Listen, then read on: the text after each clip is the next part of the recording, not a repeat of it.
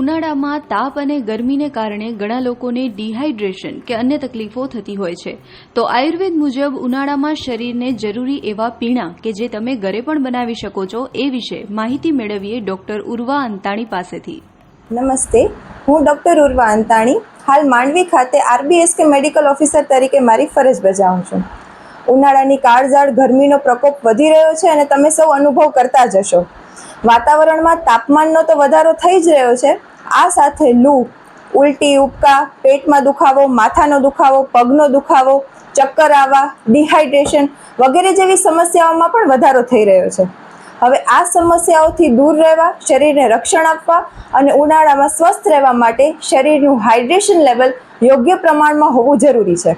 હવે આ હાઇડ્રેશન લેવલને કાબૂમાં રાખવા માટે યોગ્ય સમયે યોગ્ય પ્રવાહીનું નિરંતર સેવન કરવું જરૂરી બને છે. તો હવે આ હાઇડ્રેશન લેવલને કાબૂમાં રાખવા માટે અને શરીરને ઠંડક આપવા માટે મોસ્ટલી આપણે રેફ્રિજરેટેડ પીણા, કાર્બોનેટેડ ડ્રિંક્સ અને સોફ્ટ ડ્રિંક તરફ વળીએ છીએ, જે શરીરને અતિશય નુકસાનકારક છે. તો આ બધી વસ્તુઓનો ત્યાગ કરી આયુર્વેદમાં આપેલા શરીરને કુદરતી ઠંડક આપતા પીણા એટલે કે પાનક વિશે આજે આપણે જાણીએ. આ પાનકોની યાદીમાં સૌથી પહેલું આવે છે છાશ, આપણા સૌની પ્રિય. ઘરમાં તાજી મોડી બનાવેલી છાશ, જેમાં ચપટી મીઠું અને જીરું નાખીને દરરોજ સેવન કરવું આ ઋતુમાં ફરજિયાત છે. છાશ પોતે કુદરતી પ્રોબાયોટિક છે, જે આંતરડાના સ્વાસ્થ્ય માટે ખૂબ જરૂરી છે. આ સાથે કેલ્શિયમ, પોટેશિયમ અને વિટામિન B12 સાથે એ જરૂરી પોષક તત્વો પણ પૂરા પાડે છે.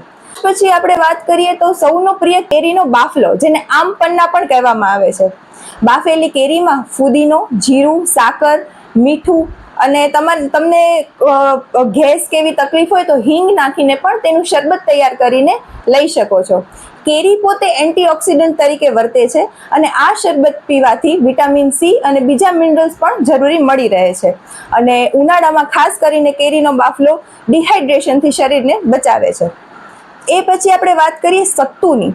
સત્તુનો પાવડર બજારમાં મળતો જ હશે. સત્તુ એટલે શેકેલા ચણાનો પાવડર.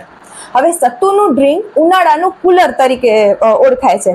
હવે આ ઉનાળાના કુલરમાં એટલે કે સત્તુના પાવડરમાં થોડુંક લીંબુ, સાકર અને મીઠું નાખીને દરરોજ સેવન કરવાથી શરીરને પૂરતા પ્રમાણમાં પ્રોટીન મળે છે, સાથે બીજા જરૂરી એવા પોષક તત્વો મળી રહે છે.